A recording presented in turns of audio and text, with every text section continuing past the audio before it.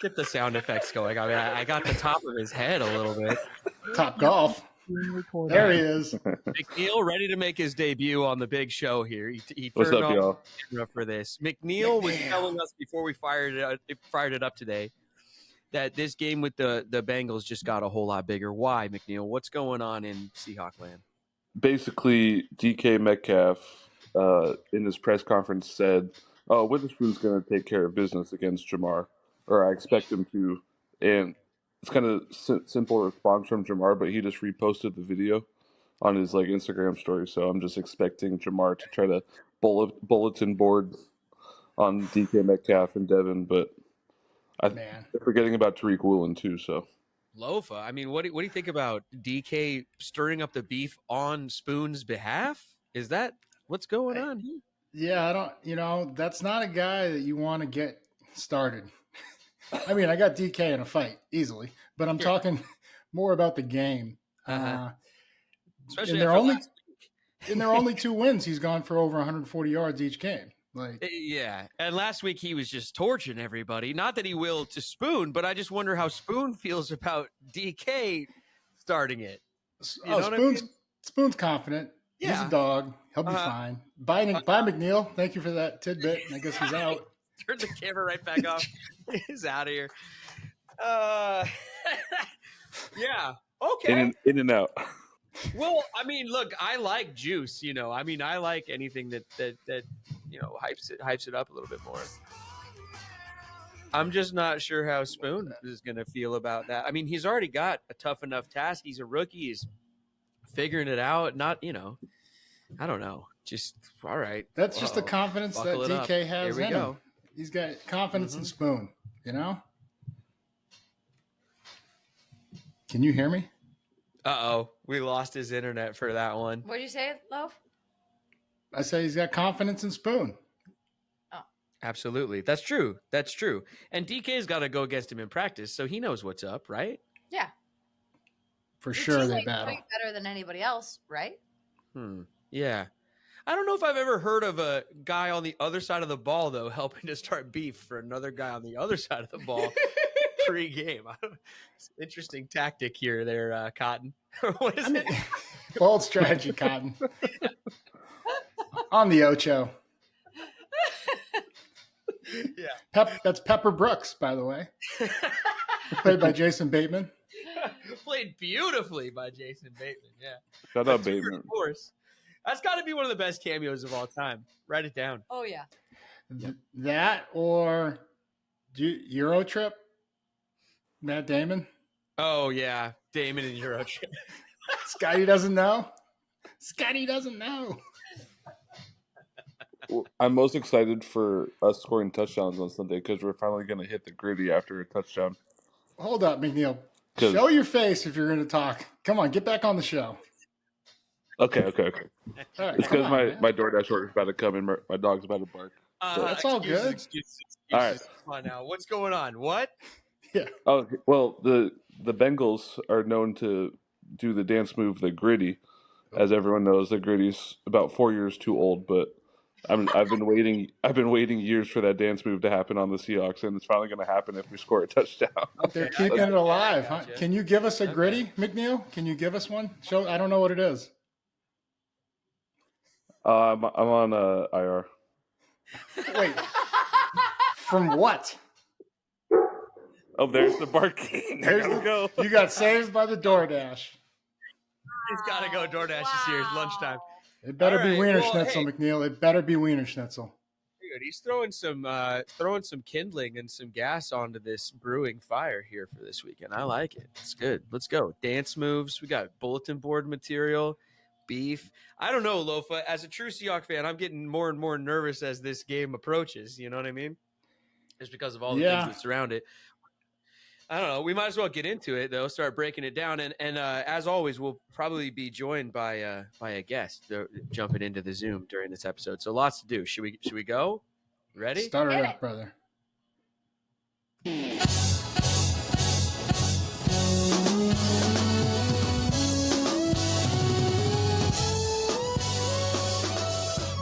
Take 12. If you want the raw and uncut, unapologetic from the jump. And no politics in this club, just dirt from the streets and the cliques in the mud. Best podcast for the Seahawks, #1 sports talk, yeah, we got it on live. Every episode, 12 hot takes, and we reppin' for Seattle, my place. It's the Take 12 podcast, your favorite podcast about the Seahawks. My favorite podcast about the Seahawks, for sure. Welcome to the show. I'm Brett. He's Lofa. Our show is proudly brought to you by Wiener Schnitzel. 2 locations in Western Washington, in Everett, and in Fife. Producer Katie, tell the people about Wiener Schnitzel. Oh, you got to do it. You got to go to Wiener Schnitzel. And previously, we were running a special that if you mentioned the Take 12 podcast, you would get a free soda. No longer the case. Wait. What? No, we got to give the people. Update. Oh, Ooh. Update. oh, okay, good. If you mention the Take 12 podcast, Uh-huh. now you get a free effing hot dog. Oh, Ooh. Yeah. whoa. Whole hot dog. A free dog. Free dog Free dog, Huge. whatever else you're buying with whatever else for you purchase. mentioning the Take 12 podcast. Yeah. Wow. So previously you could buy a dog and get a soda. Now you could buy a soda and get a dog. Amazing. Look at that. It's Wiener Schnitzel, everybody. Everett and Fife. If you forgot how delicious Wiener Schnitzel is, go back in and find out again. Remind yourself. You can get the hot dogs with the chili sauce, without the chili sauce. It's all good over there. Yeah, but do it with the chili sauce. And of course, we've been telling you about the amazing desserts for you hockey fans out there. And I know we don't talk about our other shows on our other shows, but it's hockey season up in Seattle once again. The Kraken have dropped the puck on season 3. And if you mention our hockey show at Release the Show, you get free ice cream. It's true. So if you listen to both podcasts and you go in and mention both of them, you can get a free dog, free ice cream, and then, of course, all the other stuff that you're Brett, getting at Wiener Schnitzel. Nobody has to listen to Release the Show because we Yeah. told them about this deal. Well, I'm just saying that you got to know about, maybe it's going to, whatever. So I could just buy a soda and then get a whole free meal What? Yeah. and apparently. dessert. Uh-oh. Dom's going to be Tom's upset. going to be mad at Yeah. us. Dom's gonna be talking. You know, it's a good thing producer Katie does the live reads now. He can call her. It's her fault.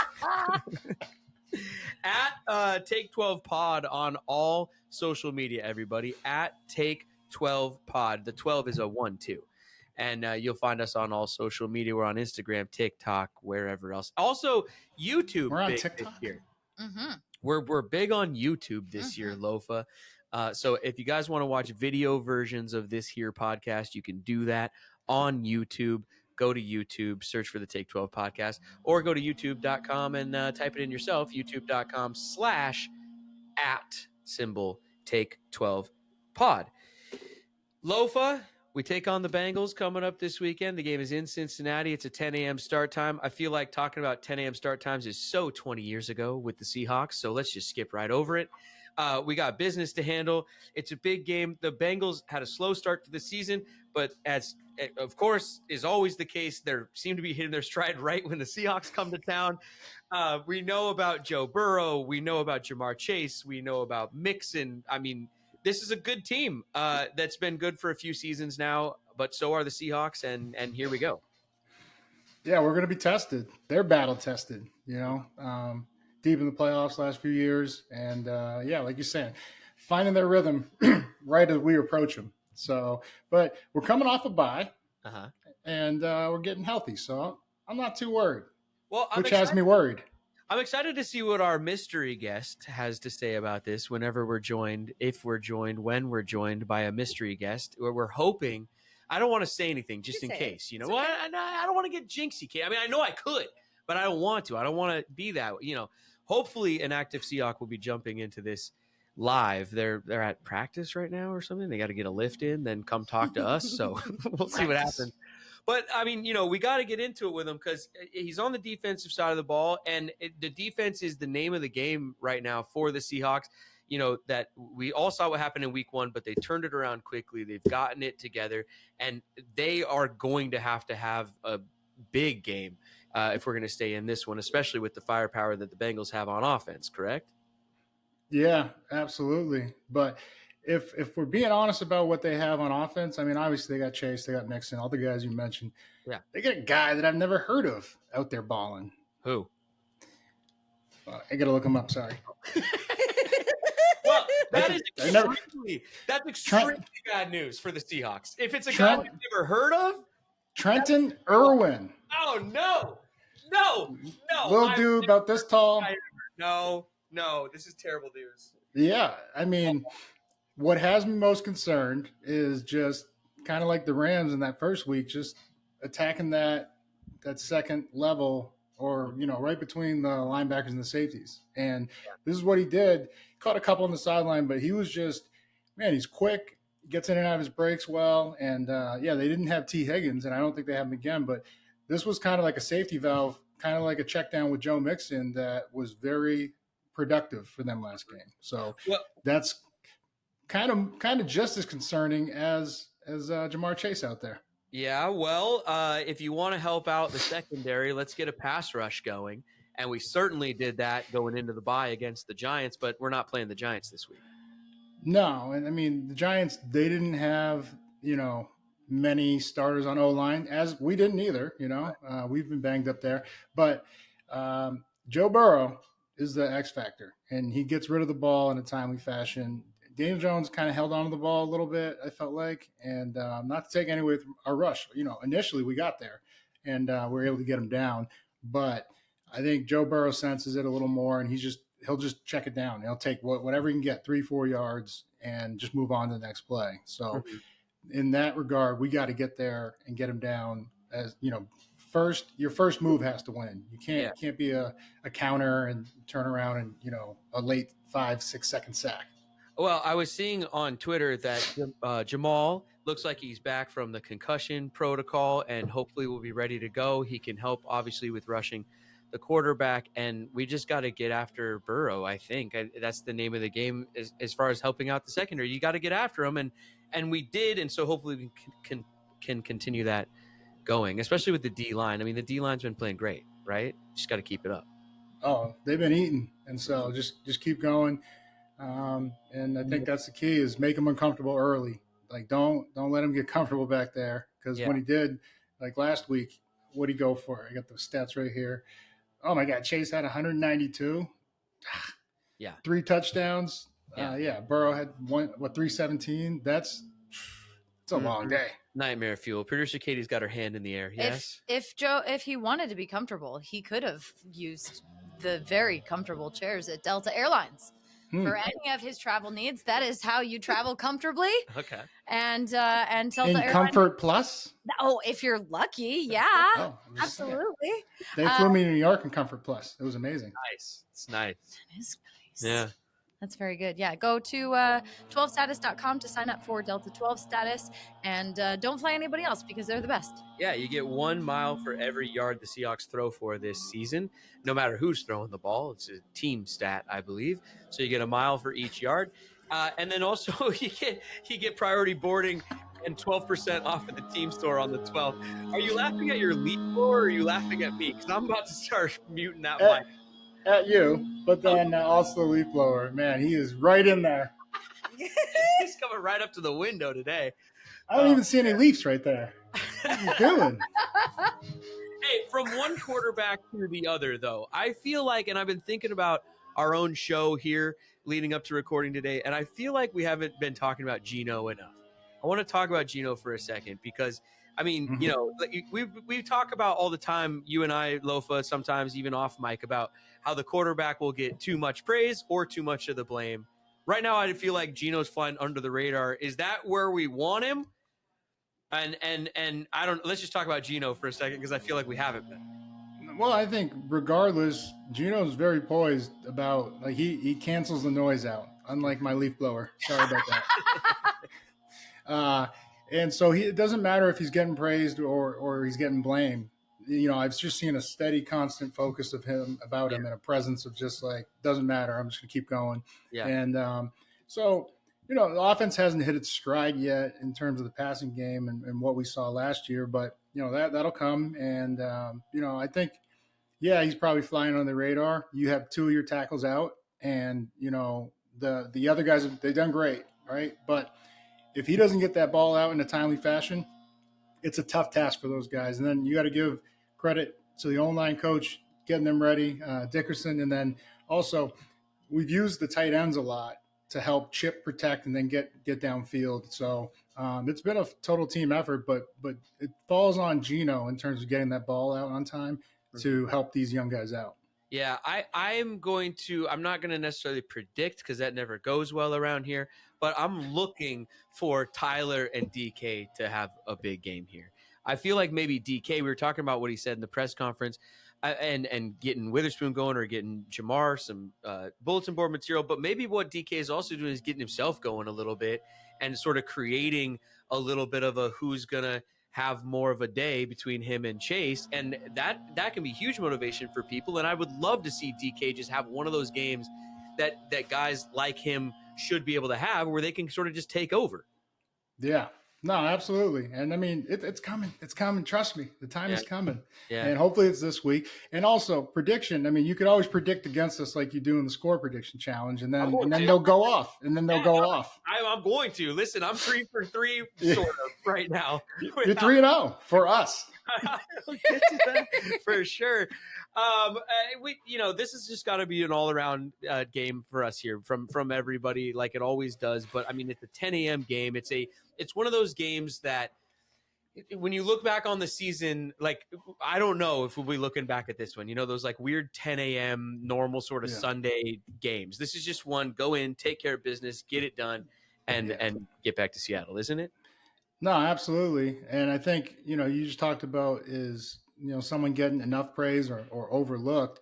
DJ Dallas in that return game, ever since we mentioned it, maybe he's listening to us. Shout out to DJ Dallas if you're listening to us. Yeah. But, he's really made some things happen, even catching the ball a little too close to the coverage. But, he's making it happen and then getting yards after it. And he's pretty high up there in the rankings in terms of kickoff return and punt return. So shout out to him, because that's not a job you typically see a running back do, especially a bigger, stronger running back. Like I said, he's one of our best blockers, in punt return protection and coverage.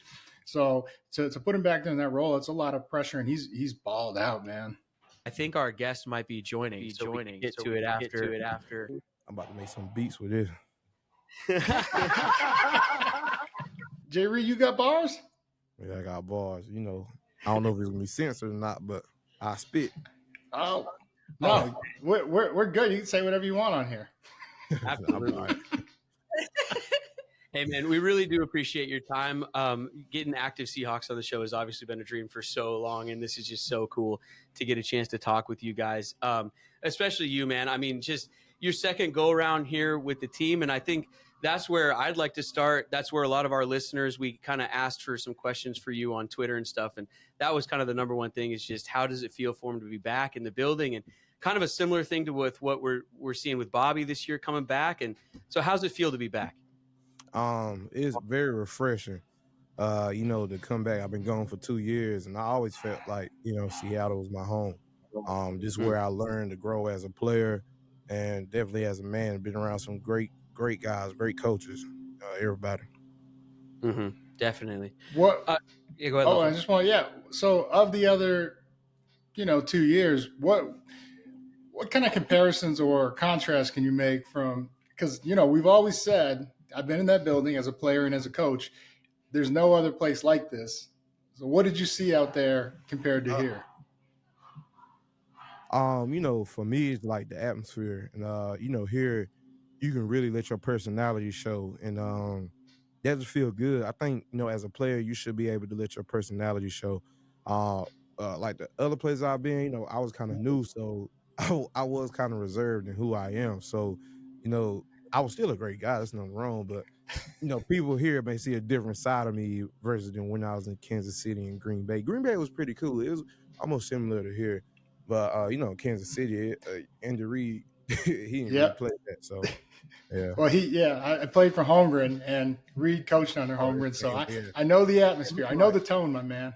And they look a little more buttoned up, a little more serious. What do you guys mean? Yeah, so Coach Reed is definitely a little bit more serious, old school, to the point. Which is nothing's wrong with that. But I think sometimes you gotta let loose and have fun. Like everybody gets to have fun here. There's coaches, players, et cetera, all down the line. GM, president, everybody's just fun. There's nothing wrong with Kansas City either. Just real strict business alike. Yeah. Well, I Well, mean, you. Oh, go ahead, Brett. oh no, go ahead, Lofa. If you got something, I, I was gonna move on. well, I mean, you played for a coach that was pretty serious, right? In Saban. Yeah, very. I It's mean, so you were that probably used to it, was more right? similar, yeah, that was more similar. I had to be more reserved as a person. Many times I was on the field, I wanted to let my personality out. I am Lover. I gotta be fired up and stuff, but Do you feel like that affected your leadership? Because I mean, I've always seen you as a leader, even when you came in as a rookie. Like there was a presence about you and a yeah. seriousness. I mean, yeah, you let the fun side out, but did it affect like your leadership, the way you went about it? Um, it was my first time being on a new team, and I kind of didn't want to go in there stepping on toes, so I kind of just laid back and let those guys handle it because they had like Tyron was still there, Chris was there, Mm-hmm. a couple of other guys, and so I really didn't try to step on no toes, but it was a couple times, especially on the sideline, where I wanted to say some things. I just was kind of quiet. Well, there's another guy that played for Coach Reed that played for the Seahawks that a lot of people want to see back in a Seahawks uniform. The rumor mill is flying today about Yeah. about our guy Frank Clark. And Exactly. I mean, Lofa and I love a pass rush. Jay, you got to love a pass rush too. I mean, how awesome would it be to reunite with Frank? Or I don't know if you could speak on that, but what? How about Oh, yeah. just playing next to a guy like Frank and what he brings? Man, me and Frank go beyond football. He came in a year before me. I came in right after him. I think we're very similar people, on the field and off the field, and we kept our friendship going beyond that. So we've been friends for 7 years, and we I think what did a franchise record here between me and him. Yes, I That's was going to bring yeah, that that's up. noted, and I. Yeah, of course, I'm advocating for it. I was in the walkthrough. I ain't saying Is that to nobody, but it's obvious. We no, all want that player of that caliber and what he can bring. Of course, I'm rooting for it, but we got some great group of guys here in the room as well. Mhm. yeah, and he can play all up and down that line too. He's very versatile. What was it about your guys' chemistry that worked out for the combination, the record? Yeah, well, I think it goes off the field. It's not on the field. Just what we built off the field, just hanging with each other. Our daughters were literally the same age, so they grew up Mhm. together and they were friends and we were friends. So we just had that bond where we were just always kicking it. And I think that's what you need as a defense, as a team, period, one, but as a defense, especially on the D line, because when the fan hits and let's just say it's crowd noise, you can't really hear nothing and you gotta go, you gotta be able to trust the man beside you. And you gotta kind of feel him and know what he's doing to be able to play Yep. off of. So, but and just to double back on that, we are building that here. And you see, the more we play, the more we play with each other, to get more comfortable and more comfortable. Absolutely. No, we can see, and we see what you guys are building. I mean, it's been awesome, especially the last few weeks. We had Jordan Brooks on earlier this season. We talked about sort of the mood in the building. We had him on after the Rams game, so we know what the mood in the building was then. What's the mood in the building like right now, Jay, headed into this Bengals game? I think we're humble, we're hungry, and practice speaks for itself. I think everybody in this room, personally and selfishly for themselves, wants to be great, and they want to be able to provide and make plays and make explosive plays for the defense. But we're all doing it within inside the defense. I think that's the big thing.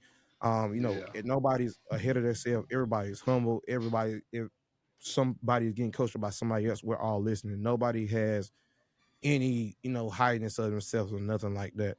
So we're just ready because personally to me, I think we're still doubted on, and we're just ready to play hard each and every game we can, and that's all we can do. Everything else will handle itself.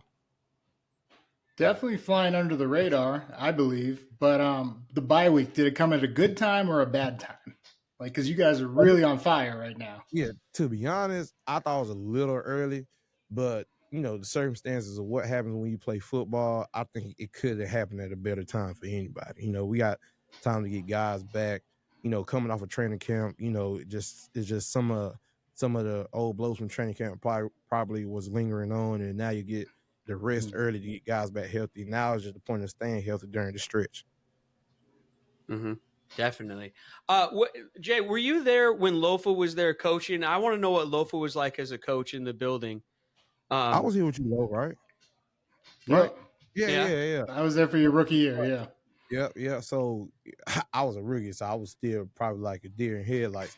But Love was everybody loved Low. Especially a guy who played here to his standards and made the plays that he did to come in and coach the guys. There's nothing else better than a player who's a coach now, because I feel like guys can relate to that more. There's nothing against coaches who didn't play or anything, but it's a difference when you have somebody who played at a high level, such as Lowe did, to come in and coach guys like that.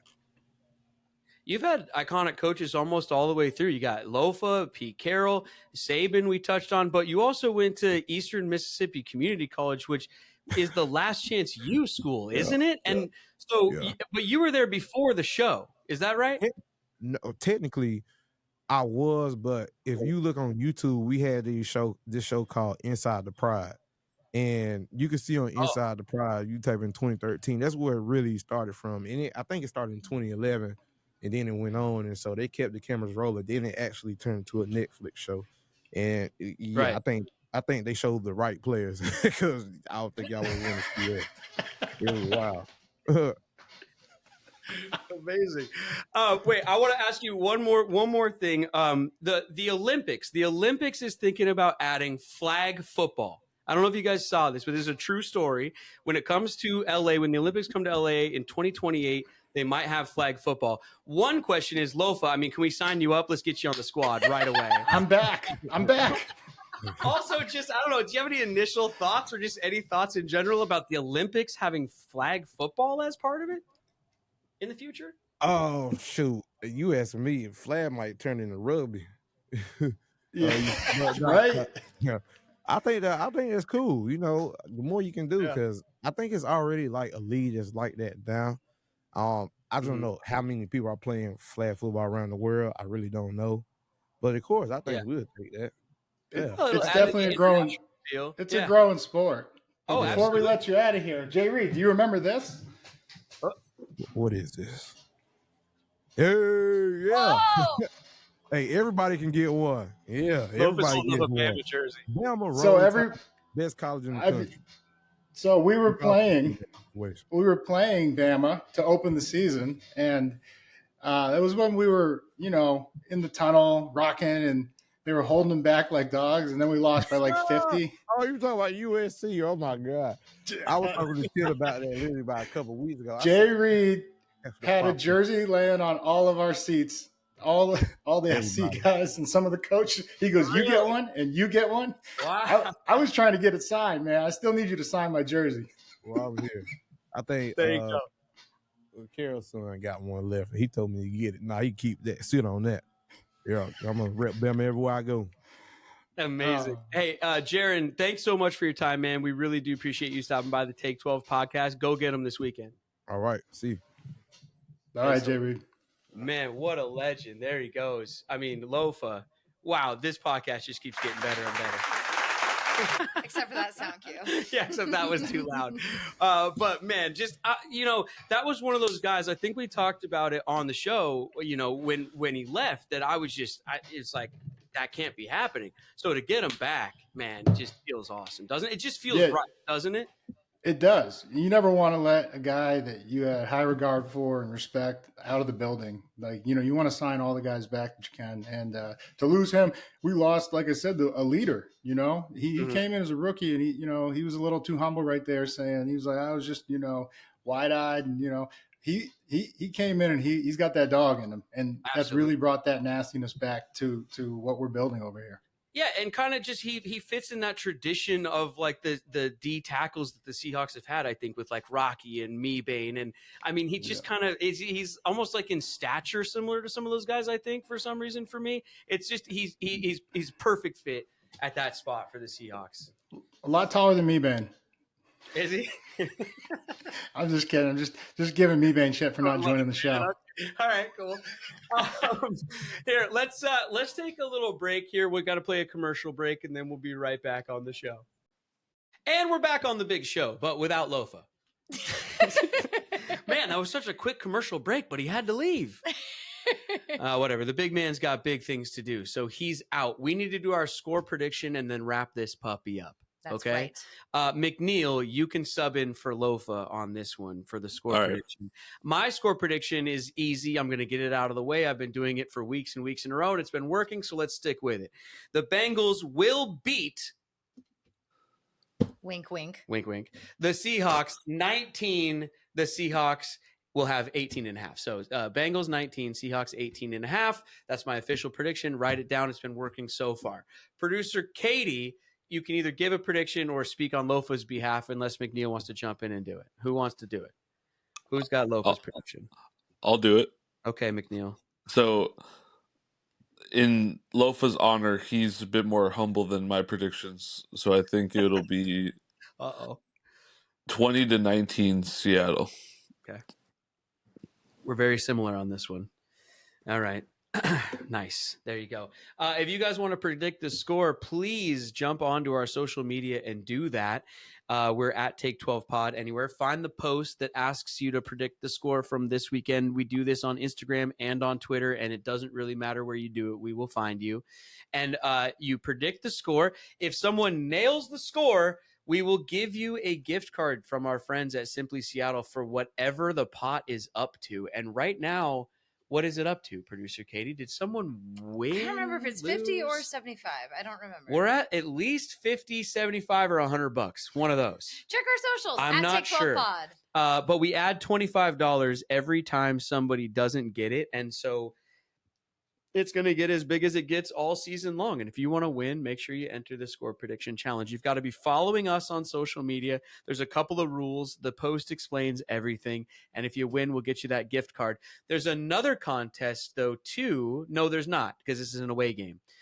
Let me talk about our friends at Epic Seats, though. Our friends at EpicSeats.com. If you're looking for seats to anything, use EpicSeats.com. Usually we give away 2 tickets to the Seahawks game, but since they're out of town this weekend, we're holding that. That contest happens for every home game. Come on back for those. It's EpicSeats.com, everybody. Nobody beats Epic Seats. Tell them that Take 12 sent you, and you get 12% off of your seats when you spend $100, or you add an extra $12 to each seat that you sell when you mention Take 12 podcast when you're dealing with EpicSeats.com. Is that it for us today? Let's do it. Katie? I think that is it, everybody. Thanks for tuning in. Man, are you keeping a list of Seahawks legends and active Seahawks that we're having on the show? It's pretty cool. It's a long list. I wanted badly to ask him about the game plan. I wanted to ask him about Jamar. McNeil, I couldn't because I want us to even stay under the radar on this thing so that we can just get the hell out of there. You know what I mean? That was the right decision. Were you a bit starstruck when the camera fired up? Because I was. Yeah, it's kind of jarring to see someone or be on a Zoom call with someone that you've watched on TV for like 8 years, 17 times a season. I mean, a guy that went the junior college route, but through maybe one of the most famous junior colleges in football right now because of the Netflix show, right? Then on to Alabama to play for Nick Saban and the Crimson Tide, right? I mean, the most classic football team of all time. And then everything in the NFL from he's a Seahawk with Pete Carroll. Then he goes Kansas City Chiefs with Andy Reid, Hall of Fame coach, and then the Packers. Yeah, seeing him in the green and yellow was disgusting last year. It was disgusting, but it just in terms of like playing for classic franchises, like, man, he's a legend. Yeah, that was awesome. I wish we had some royalty-free beats though, where he could just start free. I didn't have anything. We could have played this theme song. Yeah, it's true. Next time. We got to have him Next back. time. Shout out to Jarran Reed for joining the show, man. Thanks. Thanks for his time. Check him out on social medias. Check out us out on social medias and email us anytime you want. Seahawkspod@gmail.com. We are out of time. Enjoy the game. Thanks for listening. Tell your friends. We'll see you next time. Bye.